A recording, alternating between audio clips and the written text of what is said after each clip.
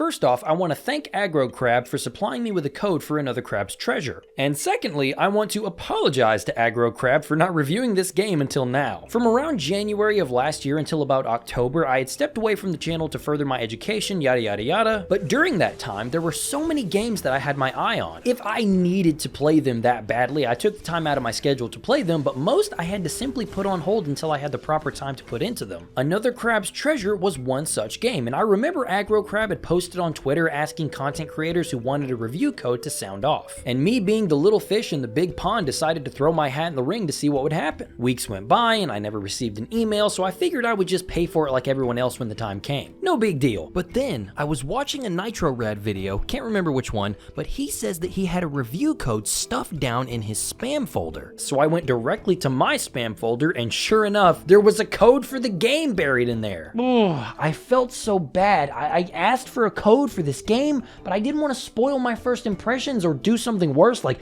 make a half-assed video, so I accepted the code feeling slightly scummy for basically taking a copy of the game for free. But I really have no expectations going into this game other than everyone really likes it. But is that just because it's another Souls-like? God knows people will eat that shit up regardless of quality sometimes. I like to think that's not the case, and I also think I'm in a good enough position to judge at the moment. The last Souls-like I played for this channel was, well, let's actually see. Do we count Unguard? I don't think so. And then there was Grimlord, a VR Souls-like, so I'm not sure if it counts. And that was a year ago. So no, I really think it's been a little over a year since I played Elden Ring, and that might have been the last one. That game really left a mark on me. Yeesh. Well, in any case, I'm excited to shake off this rust and get back into the roll of things, if you catch my drift. Do be wary of spoilers throughout this video, though. I'm going deep on the story as well as gameplay, and I'll be showing things from the entire adventure. But if everyone is all set, let's dive down into another Crab's Treasure.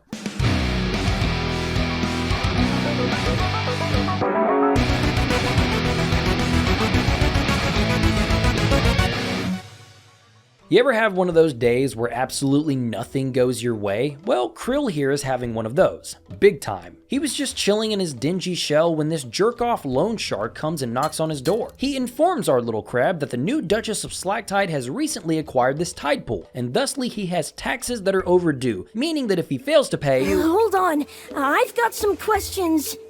First of all, what's a duchy?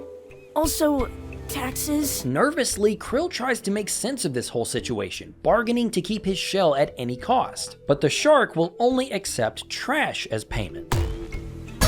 Wait! Krill is now shellless and determined to track down the loan shark to get back the only thing he cares about. He makes his way to the Duchess's throne room in an attempt to make sense of this new government thing. The Duchess, who is obviously stuck so far up her own gills that anything Krill says goes in one ear and out the other, tells the crab that if he can find something shiny for her quarters, she might delay his taxes. Fine, bitch. And after returning from a small expedition to find something, the castle has obviously suffered some grim change. Something is causing the once peaceful bottom feeders to turn hostile and attack Krill. This includes the Duchess. Our minds are clear as crystal now. Oh, shuck.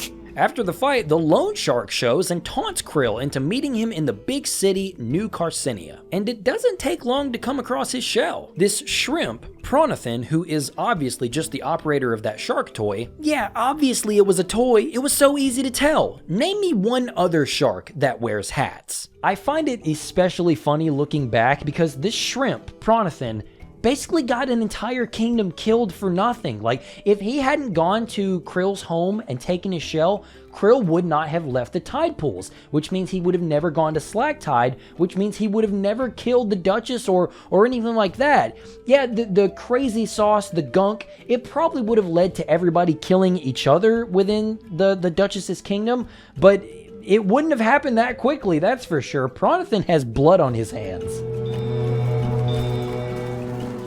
Trash day! It's trash day! Everyone get your baskets! Don't miss out! Cutting the conversation short is Trash Day, where all sorts of icky valuables drop from the surface. This whole underwater ecosystem runs off of the disposed things that the sea creatures find. You can see this in the design of New Carcinia, the whole game really. Every location is so adorably crafted by things from the human world, and it never stops being charming. It's one of my favorite things about this game, honestly. This giant map then drops down directly into the center with the town historian Conch explaining that it will lead them to buried treasure. Yeah, I guess that's a safe bet to take directions from a cereal box. Many of the locals become excited over the prospect of this treasure, but this excitement is quickly put down when Roland appears on the scene. I could have almost sworn there were some citizens here planning on unearthing some valuables. I'd hope it would go without saying that the duty of such a dangerous excavation would fall to the Shellfish Corporation. That would be safest for all involved. Don't you agree? Krill is initially disinterested in this whole treasure thing, but Pronathan, not one to miss out on an opportunity, says that he'll trade his shell back to him for that treasure. For real? You'd really do that? You bet. A prawn never goes back on his promise. Aw, yeah! I'm gonna find that treasure! Roland says that maybe a little friendly competition isn't the worst thing for this little treasure hunt, only to disappear with his associate a moment later. Thanks for the jump scare, douche. So with nothing to lose and everything to gain, Krill heads off on his journey, and in time he'll collect all the map pieces, learning that the treasure is buried off of the coast of Flotsam Vale, behind Roland's polluted trash rig. Speaking of, apparently this friendly competition has gone on long enough as the man himself comes down to confiscate the map. The treasure hunters quickly find a way to chase after Roland as they cram into this boat, but it was a trap. Roland encouraged everyone to come to the barge so he could dispose of them without the rest of New Carcinia knowing. Even after being beaten by Krill, Roland begins lecturing the treasure hunters about how they wouldn't know what to do with the treasure, how they don't deserve it, how it would be a waste if they— Shut up! I've been working my butt off trying to get my old life back! I'm pretty sure I've been working harder than anyone else! And now all of a sudden, I'm the jerk for wanting the treasure I earned? And you don't have to do anything at all! You just sit around and stuff just happens for you!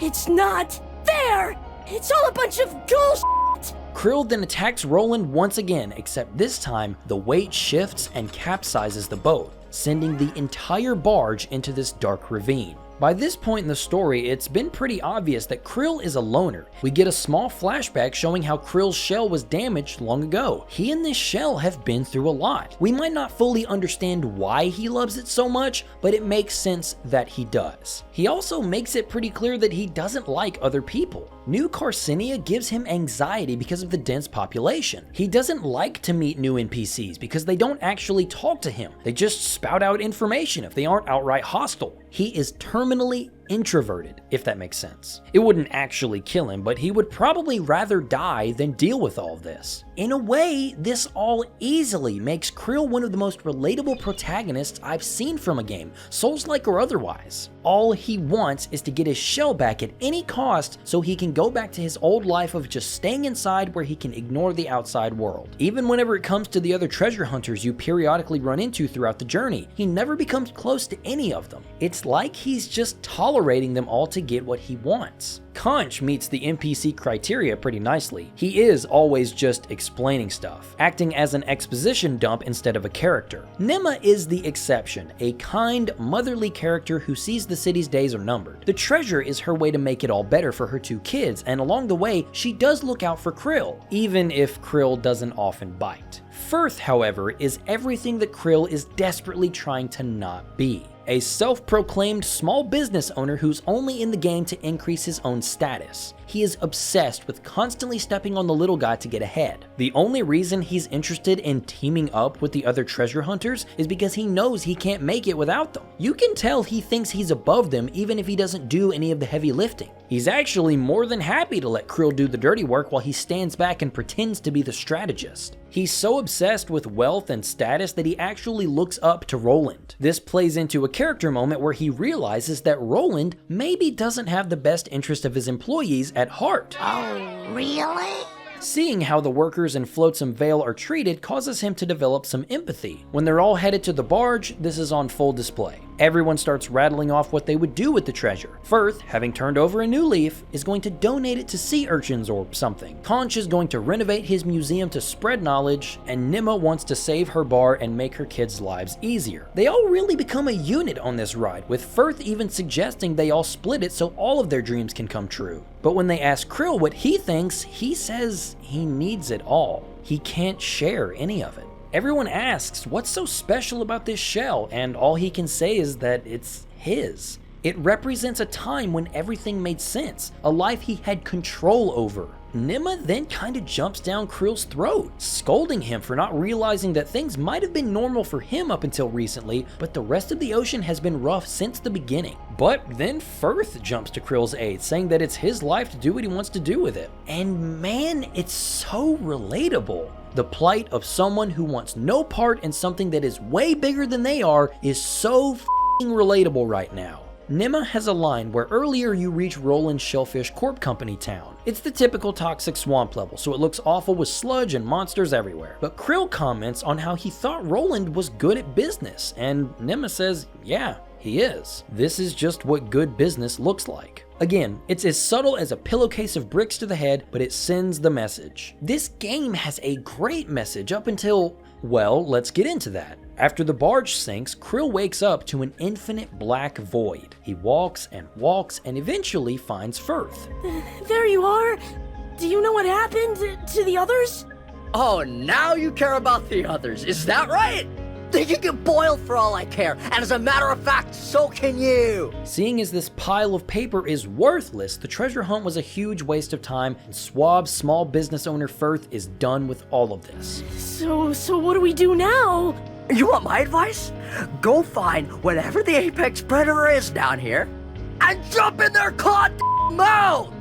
Then you'll finally be valuable to someone! Defeated physically and emotionally, Krill walks into the darkness. Not to find his friends, but to find a place to lie down, and hopefully not get back up. Krill lets these small creatures nearly kill him. That is until Nima finds him, but even still, Krill says that he doesn't feel as if going on is worth it. As you can see, this game can get downright cynical at times. I would say this is it at its lowest. Krill is at the lowest low a person can be at, and right now you could write this off as depression porn for people who want to sit and wallow in that loneliness and justify their destructive isolation. But I also think that Another Crab's Treasure does a great job at poking through those dark clouds and saying, nah man, there is always a reason to get back up. Nima tells Krill that just like her kids need her to make it, whether he likes it or not, the shipwreck survivors need him to get back home. If he can just get them back, they'll leave him alone afterwards. So one last time, he steadies his claws and trudges through the unfathomed to get everyone back. Until the plot begins to pick back up. Conch kinda takes center stage and discovers a relic from the old ocean down here, claiming that these relics often fetch very high prices, meaning that if they can discover a way to find more relics and take them back as well, they can have the fortune they were wanting after all. Of course, this is a video game, so the entrance to the old ocean is just a few more steps ahead, so they're on their way, but not before a chat with Nima where she tries to bargain with Krill, convincing him that maybe going back to his old life won't be as fulfilling as he thinks it will be. Whether or not he believes it, he's inspired the people of New Carcinia. He made waves so large that nothing will be the same regardless of if this treasure is found or not. She offers him a place to stay at the bar, and you can tell it means a lot to him, but he's so stuck in his ways,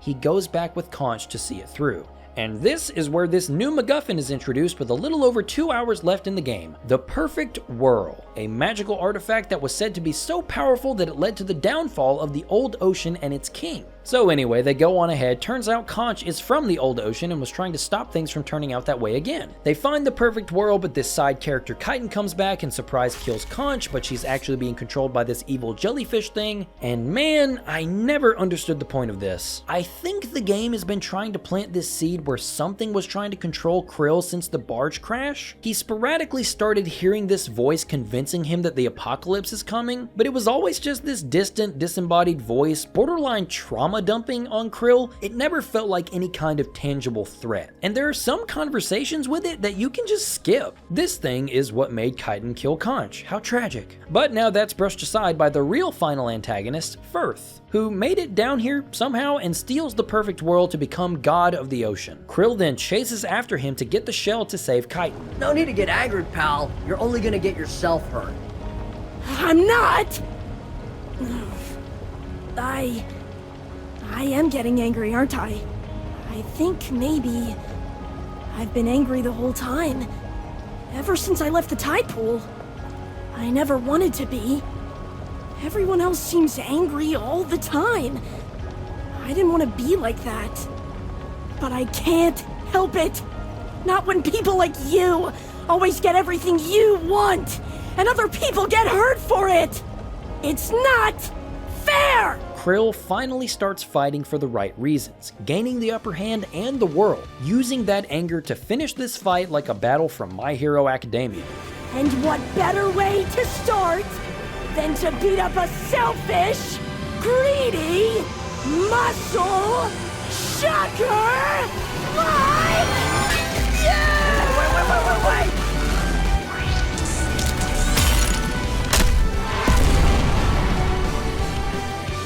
The Trash Island is destroyed with the people of New Carcinia covered in their gunkiest dreams. But as Krill walks the streets seeing Firth get crushed to death,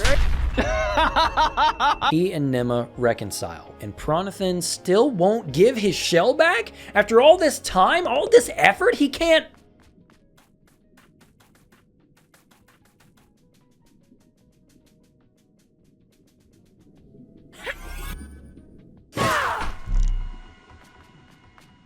Even after this, we see during an ending narration that Krill did indeed heed Nema's advice. He's a bona fide adventurer, saving other crabs and even giving away his precious shell to someone who needed it more. This ending is good. The whole story was actually really well written. I would give it a passing grade. I really didn't expect the Funny Crab Souls-like to be one of the more introspective games I've played in a long while. Most Souls games have stories that are hidden from the average player. That's how Dark Souls has been rocking for a while and people don't seem to mind all that much. But having one that's so front and center is refreshing. Krill learning to be more empathetic and literally come out of his shell made for a good hook. Damn, those puns are too easy to walk into. The initial social anxiety thing was super relatable, as I said. In the Unfathomed during their conversation, Nema actually asks Krill what he enjoyed doing in the tide pools. Like, what were his hobbies? And he can't answer. He just says that he did nothing. I love how the other characters push back on Krill like this. It lets us see things about him that we otherwise wouldn't be able to. The side characters were decent, but none of them made me really feel anything aside from Firth and Nema, and those interactions were a direct result of Krill's actions anyway.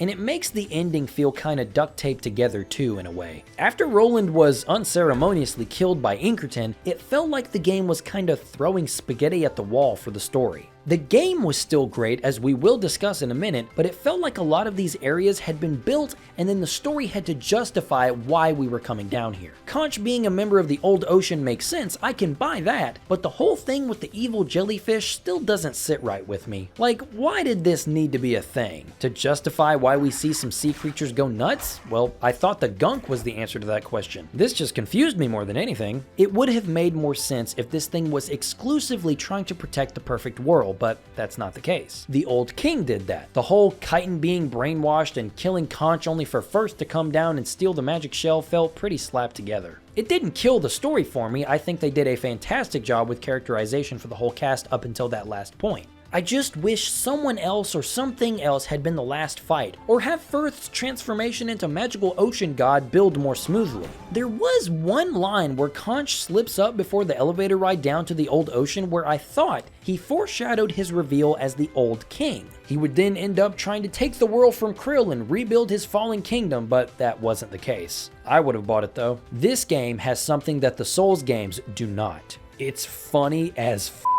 New Carcinia houses so many little interactions that caught me off guard and had me genuinely cracking up. Like when Krill first enters town and gets offered sex, with his appropriate reaction being shock. This little Dumb and Dumber-esque skit between two crab bros. Hey Monta. Yeah, Coley? What are we doing, like right now? Like right now? We're hanging out by the crystal. Hanging out by the crystal? Yeah. You want to do anything after this? I know another cool crystal on the other side of town. We could go hang out by that. You're the best. Hey Monta. Yeah, Coley? That guy broke our cool crystal. No way. Just walked right up and broke it. What happened to live and let live, Coley? No idea. Life really isn't what it used to be. Wanna go find another cool crystal? I sure do. Can't let jerks like that ruin our chill. So true. Later on, someone is talking about spirals, and Krill just goes, "Oh yeah, I do that all the time."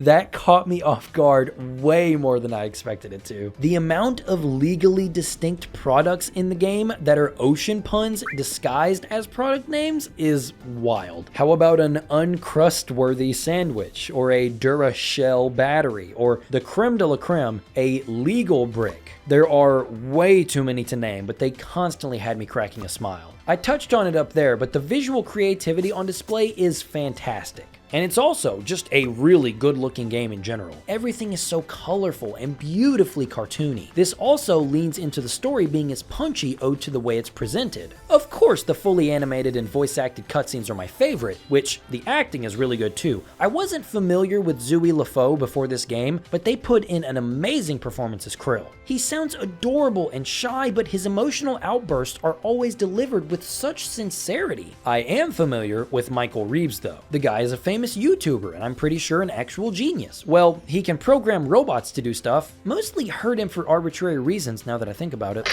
Alright, f***ing God! So all that stuff makes him a genius to me. I haven't seen his videos in a long time, but I'm sure he's doing well for himself. I'm always going to be skeptical of YouTubers being cast as voice actors. It can obviously work. It has before in several projects. I would voice a character in a game for free if anyone is watching this and needs a shrill, annoying male voice. But with Michael, I was pleasantly surprised by his performances. I think he did a really good job. He plays several characters and small voices here and there. Pronathan's few voiced lines, and by proxy the Loan Shark, the scary voice in the Unfathom, but most notably, he gives life to Firth. He plays the slimeball know-it-all well and makes Firth the kind of crab you just want to punch in the face. But back on the cutscenes, these might be great, but they're not how we get most of the story. Most of it is presented through written text accompanied by emoting portraits of the characters. These are great. They add a ton of energy to these conversations that they didn't have the budget or time to fully produce. Every expression, especially from Krill and Firth, conveys so much with so little. It's how exaggerated everything is. This is what I was talking about when I looked at Code Bunny in the last video. It gets across the emotion far more effectively, and you know it's good when I could feel the way the lines are being delivered with no actors at all.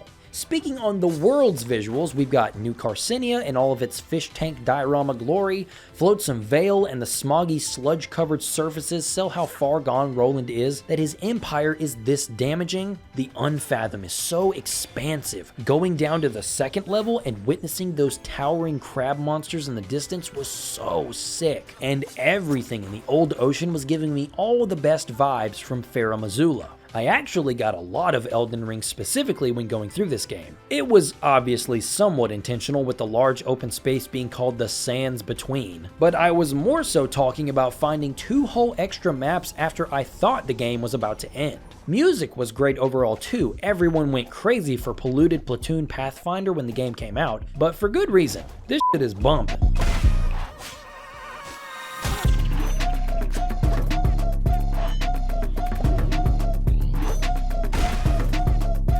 But I really enjoyed Mouth of the Drain and Praia Dubia's first phase. Those are just my top picks though. The whole soundtrack is really great stuff. You know, during the early hours of my time here, I was saying to myself, this feels like a GameCube or PS2 era game brought into the modern age, with game design and structure that really feels like a marrying of old classic 3D platformers and modern adventure games. If you grew up with 3D Mario or even Rare's Golden Age, this game will hit you in the right spots throughout its entire runtime. And I want to get into that, believe me, but I think it'll be easiest if if I go into the combat and the soulsy aspects first. Seeing as how one of my two most popular videos by a country-ass mile is focused on comparing two of the most contentious games in From Software's modern portfolio, I think my audience is familiar with how these games typically play out. But just in case, we play as a cute little hermit crab named Krill. This guy will move throughout this world fighting enemies to gain a currency/experience points called microplastics. I thought that was extremely clever. You use these to level up the stats you want to. Vitality gets you more health, resistance increases your defenses, attack ups the damage your physical strikes dish out, and MSG or magic increases the damage your shell spells and adaptations do. But we'll cover those extensively in a bit. You'll also explore environments to find upgrade materials or extra items to make Krill a more capable warrior and adventurer. Things that will increase his maximum health or even upgrade his one and only melee weapon. Krill is equipped with the fork throughout the entire adventure. He can swing it with R1 and he'll end it with a combo finisher after a few hits. He can charge up a poke for some distance and extra power. He can jump with X and even has a little swim glide thing after holding it down. Hitting attack in the air will perform this small fork twirl. It's okay for combat, but I used it more as a makeshift air dash. For aerial damage, I used the plunge attack you get later in the skill tree. Dodge rolling is on circle, of course, but holding circle will see Krill kicking into a sprint. By pressing up on the D-pad, you can use a delicious heart kelp. This is your healing item. Holding L1 will have him slipping into his shell to completely absorb any damage that comes his way.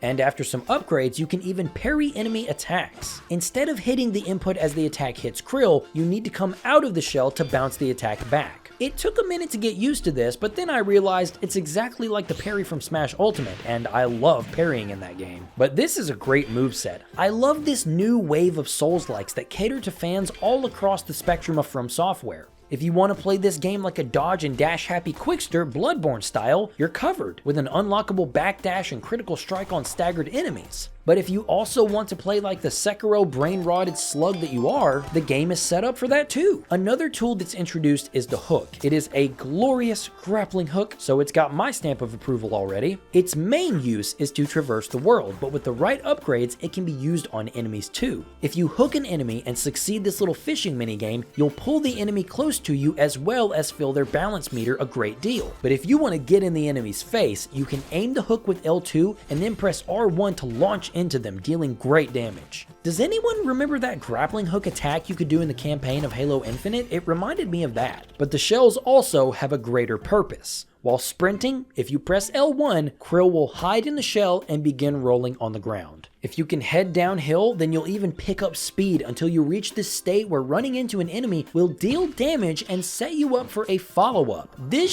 shit was such a fun discovery. It's on the same level as shield surfing from Breath of the Wild and Tears of the Kingdom. Just a fun little mechanic that doesn't really add much to the core experience, but I used it so often because it was just fun to see how much speed I could accumulate. And if I could use it to counter an enemy who hits me, forcing me into a top speed roll and then guide myself into that enemy, bitch, that's something I want every game to have. And Krill can operate without a shell, but he loses all the utility that comes with it. No rolling, no blocking, no parrying, the extra defense every shell gives, plus the extra firepower he receives through shell spells and adaptations. Shells in particular are such an important piece to this underwater puzzle. They're probably the most important aspect of the game mechanically speaking. The variety of shells you can find all across the ocean is shockingly large, and I can't undershell that. Shells of all makes and models have different abilities or shell spells Krill can utilize, but they also have a certain amount of armor which will negate damage if blocked. But you get the idea of which shells are more common as you play. Something like a simple bottle cap lid can take a couple of hits before it's completely broken, but it's not meant to be indestructible because you can find these things everywhere. Except the Lego bricks, damn right those things have that much durability, and if you say otherwise, you obviously have never stepped on one. These soda cans or tin cans are much more durable than the plastic tops, even if they're generously spread out across the ocean floor. Some shells are just fragile and only last for a short time. Most glass objects have the shell spell shards. This sees you spiking up like Kirby and damaging an enemy if they hit you. But if you'll notice, the amount of health shells like shot glasses have is tiny. They'll block a hit for you, but just that one hit. That's similar to the crab husks. You can wear these discarded crab shells and as an ability, ditch it to have enemies enemies target that abandoned shell while you reposition. But some shell spells can be more supportive. If you see a yummy looking California roll laying around, you can add a little crab to the order. But if you use the shell spell, you take a bite out of it, recovering some health, but also damaging the shell. It's a lifesaver in fights where they're available, but you have to be careful not to eat through the shell. Same thing with the banana peel that will recover a large chunk of your health, but the shield is destroyed after one use. So instead of using it like an actual shell, I use it as a free health pickup. Swap it out, eat it, and then hop back in your other shell. Save a heart kel. We'll talk about boss fights a little more in depth later on, but this is one aspect of them that makes them feel so kinetic. The boss will destroy your shell, but then you gotta scramble to find, oh god, where's a new shell? And they're always scattered all across the arena. And it feels amazing to have to hot swap to new shells on the fly. Something like the thimble or even an eggshell, strangely enough, offers the Fortify spell. This will summon a floating shield around you that completely blocks 3 physical attacks. Hey, wait a minute! Blue shield will surround the player with these 3 floating blue shields. This allows you to tank 3 hits from anything without— Damn it, Astral Chain, why can I not quit you? Ugh. Well, anyway, shells aren't just for defense or restoring health. All of my personal favorites are geared towards offense. Those bottle caps are a part of a long list of shells with the pop off spell, and it's pretty lame. It's just this uppercut move that doesn't allow for any kind of follow-up. But it's understandable because of how common these are. These twist tops don't have a crazy amount of armor, but this spin attack is a bit more effective and unique. Among many others, these attacks are more physical in nature. I was more attracted to the attacks that were more visibly magical. I think my favorite spell throughout the entire game was Fizzle. When you find a soda can, you can summon a cluster of bubbles that will home in on and pop on any enemy that comes close enough. You can mix this with your regular strikes to be more conservative with your umami charges, or you can just unleash all of them to take a portion off of the boss's health. And it was also great for taking care of dangerous enemies when it was risky to get in close to do it. One of the more interesting spells was unique to the shotgun shell. You launch from the shell, but it explodes afterwards, destroying whatever was beneath you. I didn't rely on this one because of how vulnerable I was afterwards, but it was one of those situations where swapping in just to use the shell spell was very effective. But holy hell, party time. So if it wasn't Fizzle, it was the spell that you get when you find a party hat or a party popper. Krill will jump forward, point the hat, and a shotgun blast will blow the enemy away. It absolutely decimates balance, as well as just doing good damage too. That little roll forward can be tricky, but it's so worth it. And one that didn't appear often, but I liked using it when it was available, was Freeze. Simply put, you emit a wave of frost and it freezes enemies caught in it for a short time. Now, there are multiple shells that share the same spell, so there isn't a unique ability for every shell in the game. Like, 2 of my favorite shells in the game share the same spell. I was exploring the Unfathom before I went towards actual story progression, as you do, when I came across a cartridge of Going Under 64. Oh, that's cute. Going Under was this studio's previous game, so that's a fun homage. But this shell is awesome. It's got Fizzle, so that's a thumbs up from me, and it's also got a lot of durability. But then, while clearing up some exploration, I came across this colony of gunked crabs, and the leader had this valve. I can't remember if that's the official name, but gunked means buffed version of normal enemies that deal more damage and have more health. But when I killed this crab, I was able to wear the valve. It was unbelievably durable, and it was a fizzler too. I loved this one so much I had to go into town and purchase some shell insurance for it. This means that when I die or lose a shell, I can respawn with this shell on my back for no extra cost. This was great because I had an incredible shell whenever I needed it, but I could also use it as a hammer after getting the right upgrade. And when I tell you I was cracking some shells, but the shells go so much further than what I've outlined here. There are so many more spells to discover and extra references to shells to purchase. But let's get back on track and discuss how I broke this game towards the end of my playthrough, because this is where I really started to realize how much more fun this combat system is than most of the Souls-likes I've played, and a lot of it comes down to the skill tree and adaptations. So when I play Souls games, I usually have the basic bitch loadout. I equip a huge weapon that knocks down even the largest enemies, and I also pump points into my equip load so I can still roll around like I swallowed 3 copies of Havel's Ring. I love that feeling of nimbleness, but I also love planting huge monsters in the dirt. But this time, I decided I wanted to give magic a shot. I didn't know what all the magic stat had in store for me at the beginning of the playthrough, but I wanted to meet this game wherever it was going.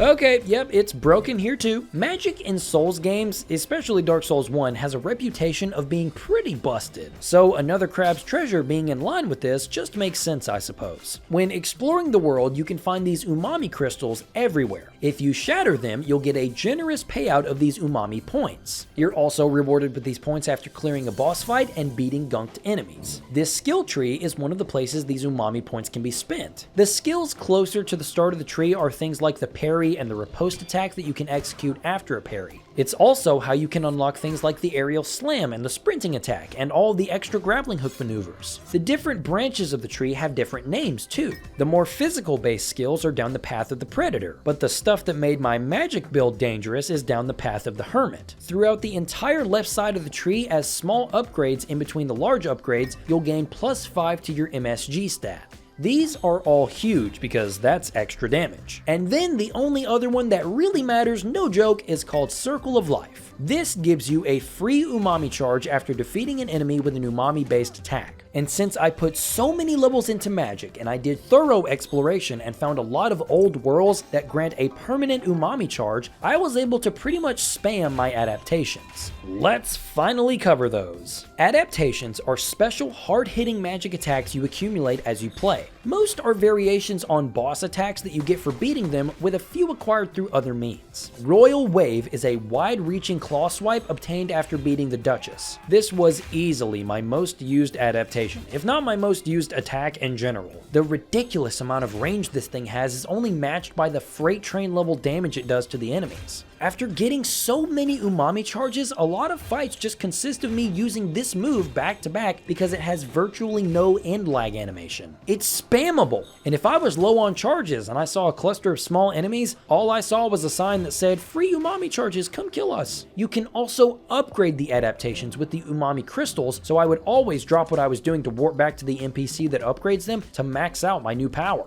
They all only go to level 3 and it's not expensive at all, so I really only ever use these powers at max level. This is why if you see me using the next adaptation, Mantis Punch, I would send enemies to the fucking surface, I clocked them so hard. Mantis Punch, when fully charged, will warp Krill to the enemy and deliver a wild strike that typically capsizes them, but it also deals a lot of damage. It is a very good move, but it had a habit of making the camera freak out. This didn't stop me from using it, it just couldn't be something I used on huge enemies. It also had a more lengthy recovery animation, making Royal Wave superior in my book. As I was exploring the sands between, I came across this. Yeah, so this entire area was covered in these X's, which would mark the spots where these huge sea centipedes would grab you and destroy your shell if you had one. And if you were shellless, it'd just be a game over. But for making it past them and to the top of this little hill, I got a new adaptation. One that surprised me with how effective it was. Bobbit Trap will set a trap a small way in front of Krill. It will freeze them and constantly do damage for a short time. But you can also freely attack during this time, and I forgot to mention, but you can have 2 adaptations equipped at a time and cycle between them on the fly. So my combo would be freezing dangerous enemies with Bobbit Trap and then absolutely ripping the rest of their health away with Royal Wave spamming. Next is Bubble Bullet. This is a long-range projectile that fires exploding bubbles for every umami charge. So it's good, but I never relied on it because it's not strong enough. It would never finish the enemy, therefore I wouldn't get refunded an umami charge, therefore my build doesn't work. It did come in handy on the odd occasion to safely take out an enemy when I was low on resources.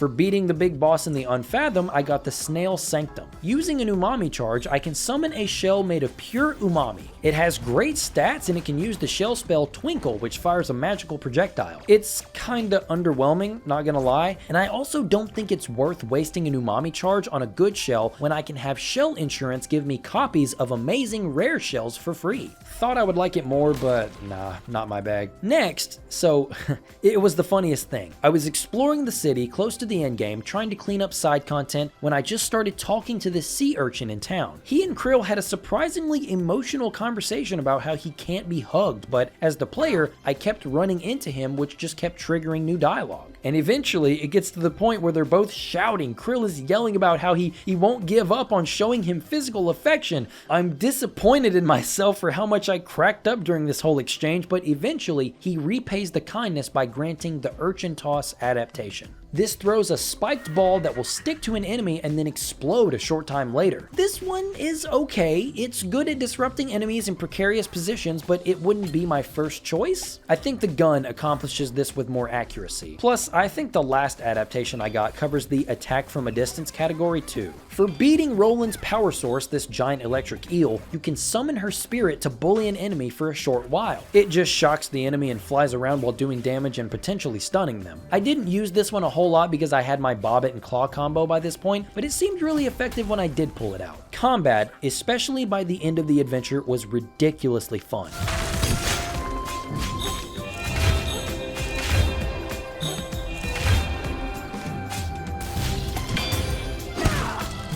Going back to what I said about Another Crab's Treasure really letting you pick and choose what aspects of Souls games you want to use to succeed, and from my experience, give you the opportunity to push those playstyles to the limit and create some broken playstyles was so surprising. In the final areas of the game, I was using the Bobbit and Royal Wave combo to take down just about everything. But if I had a monster that survived it, I also had a rare shell stuck to the end of my fork, turning it into a slow swinging hammer. The hammer has as much durability as a weapon as it would have operating as a shell. And I mean, I finally got my heavy weapon. I'm not sure the damage scales at all, but it felt like it did whenever I put the N64 cartridge or valve on the end of my hammer, because that shell insurance works both ways. You spawn with the shell on your back, but you can just as easily press down on the D-pad to stick that shell on your fork. I had my heavy weapon, I had spells, I could roll around with most shells to get around the environment in a fun way, and the grappling hook can be used for traversal as well as some crunchy as f attacks. And did I mention I can still parry attacks as easily as I want? And bitch, I can even parry projectiles back at their sender. Lord have mercy, I'm about to bust. This just feels like one of those times where a combat system was made just for me. Every maneuver you can pull off is just fun, but more than that, they're all impactful. Yes, admittedly, this does all make Another Crab's Treasure easier than your traditional Souls experience, but I would count this as a point in the game's favor rather than a mark against it. And I think they intentionally pushed that. You can change the difficulty in the options menu for starters, and if you want to skip any encounter, you can go to the menu and simply give Krill a gun. A shell that will one-shot anything in the game, and it's not a shameful means of skipping content either. You still get achievements and everything for using the gun. And if you think that ruins the challenge or something like that, piss off. Who cares if some people don't like fighting the boss? My wife was super into this game but didn't like the combat, so she just walked around shooting everything with the gun. If someone is having a good time with a game, it doesn't matter how they're doing it. And if I'm being honest, in the last year or so, I've kind of grown tired of the classic Souls formula. I can't remember if I've said this in the meantime, but Elden Ring really kind of wiped me out as far as Souls games go. I've still played some here and there, but the only ones I've played were either totally unconventional like Clash Artifacts of Chaos, or they were something closer to Sekiro like Wolong Fallen Dynasty, or just a randomizer run of Sekiro that I enjoyed so much, by the way. I wanted something that was going in its own direction, putting a new spin on things and dropping elements that don't add anything but frustration. If you're a Souls veteran, I don't have to explain the pain of attacking enemies in close proximity to a wall to you, because if your weapon hits that wall, it'll bounce off of it, leaving you wide open for a fucking lobotomy. Crab Game does away with all that crap to an almost comical degree. In this section, we have our video game moment where you're taking cover from a sniper who can kill you in one hit if you don't dodge his shots at the right time. You're also encountering other enemies within the milk cartons you're using to take cover. I dive into this milk carton and see an enemy poking through the wall and think, it'd be funny if, holy shit, I can hurt this thing through the wall. I can even kill it through the wall? This was supposed to be a tough encounter. I use this so often throughout the game. If I was able to get away with hitting an enemy through the wall, of course I used it. I saw this tough encounter where two gunked versions of already tough enemies are waiting for me to come into this small space and fight them, but I just used Royal Wave through the wall and called it a day. This is another example of how this game puts the enemies and the player on equal footing. And on the topic of making things comfortable, when was the last time the lock-on in one of these games was this reliable? Check this out, if you're at a slight incline up or down and you swing the fork, Krill will aim the weapon up or down to hit the enemy. That's incredible! Seriously, what was the last Souls game you played where your character didn't swing their sword wildly in whatever generalized direction the current target was in? Because I don't think I can name you one besides another Crab's Treasure. The lock-on still has some trouble of being pushed into walls, but so does every game. And best of all, it doesn't kill you if you fall down a bottomless pit. It just takes away some health, following platformer rules, not Souls rules. However, nitpick moment right here, it still has the recovering of your souls mechanic where your previous shell and all of your microplastics are where you previously died. It even has the common courtesy to respawn you directly outside the boss room should you lose to them. The boss runs of the past simply do not exist here. But anyway, in the last area, the old ocean, I made a bad jump and landed on this little lip underneath the bottom of this platform. And apparently, I stayed here too long trying to see if I could jump back somehow because after I fell, I just respawned here. Meaning that my souls are stuck right here even if I die and come back. It was kind of annoying, but it wasn't the end of the world. There were only a few things that bugged me during my time with this game. So some of the adaptations have applications in exploration too. The electrocute power will activate these breakers and reveal hidden goodies or open up secret pathways. The mantis punch adaptation allows you to break these special purple blocks. They can hold special items and sometimes they block optional pathways. And the adaptations all cost umami charges to use. The only way to get these charges is to strike enemies with the fork. So right here, one of the blocks is guarded by these two tough enemies. Tough enemies that I had to use my adaptations to beat. So when I finished the fight, I didn't have enough charges to break the block. I had to hope that there was an enemy nearby to hit and charge it. Thankfully there was, but this felt like it broke the pace of the game, even if I do understand the limits placed on the move. The problem is, not being able to generate this resource independently of an enemy breaks the flow of the gameplay when there are no more enemies around. I have to leave this area, find an enemy, beat on them for a bit until I get more charges, and then go back to this block and finally break it.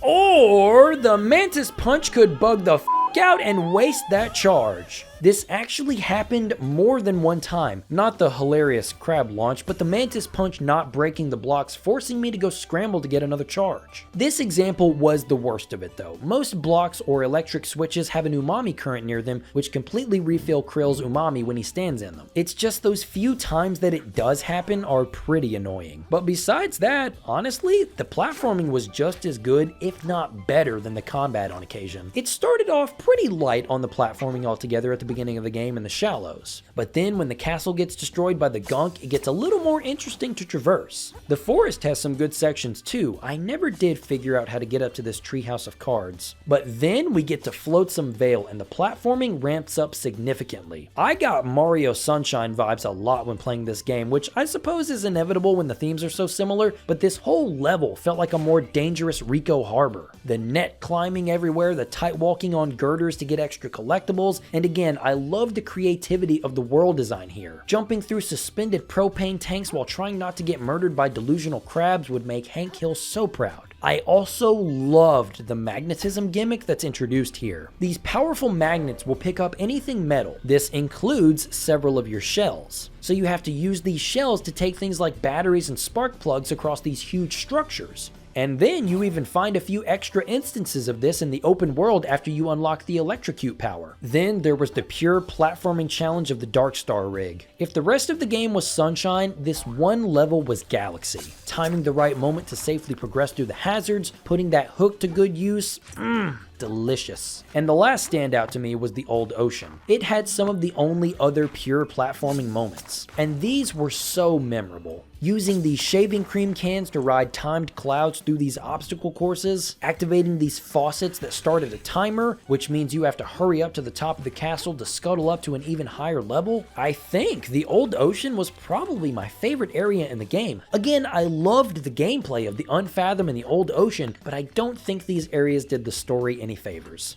I was honestly expecting the game to start dragging at this point, but that was not the case. I loved this stuff. Same goes for the bosses in those last areas too, because again, those were some of my favorites. I think boss fights became way more enjoyable after I got the parry skill. Not that the dodge roll feels bad or anything, it just seems like bosses' movesets flow better when you have both options at your disposal. Or maybe that's my ooey gooey Sekiro brain talking. You be the judge. Favorite bosses would have to go to Inkerton. I loved his combos and parrying his shellcracker stuff was awesome. The Old Ocean King was the Guardian Ape fight because you start off fighting this crippled stationary wall boss that's still tough, but he's pretty easy to maneuver around because, well, he can't move. But then you beat him, you get the victory text, and his actual fleshy self squeezes out of the back. Plus he grabs a pair of Joker teeth, which is actually really unsettling. But this guy is very fast and deadly, even has a one-hit kill grab. Such a great fight. Paragus the Ravenous is one of those scary late game bosses you have to run away from early in the adventure. If you stray too far from the plastic path and the sands between, he'll emerge from the sand and hunt you down until you get back on the path. But later, you have to beat him to get one of the map pieces, and that map piece took me the shortest amount of time to grab because of how I absolutely wrecked this guy.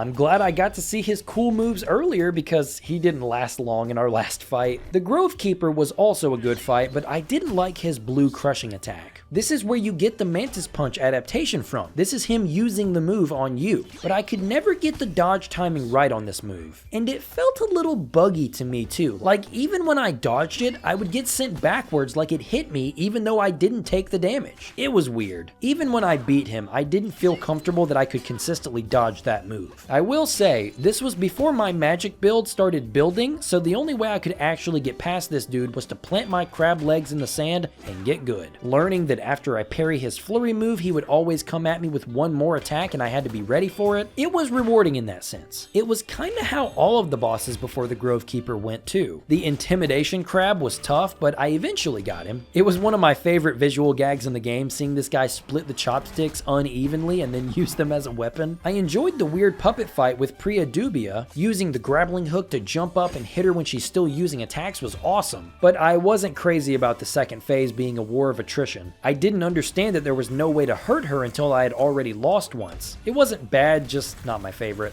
Yeah, there's just a lot of really fun and unique bosses. If there's one thing I would put on a wish list for an eventual sequel, it would be more bosses that incorporate the platforming more. We have a genuinely great selection of Souls bosses here. Great movesets and beautifully telegraphed attacks, but rarely did I feel the platforming elements mixed with the Souls mechanics when it really matters most. The boss fights. Again, not really an issue, just something I put on a wish list for the future. Because the only thing I can think of is the giant electric eel shooting toast at you that you can platform on to attack her. See, if that doesn't sound like a Mario Galaxy boss, I don't know what does. Well, maybe that goes out the window when she attacks you with a vibrator. Or maybe it doesn't, I won't judge. But man, all in all, what an incredible game. As far as Souls-likes that really try to set themselves apart from the crowd while also staying true to the core principles of the genre, I don't think you could do a better job than this. A 3D platformer Souls-like is not what I expected to get me interested in the genre again, but now, I just want more.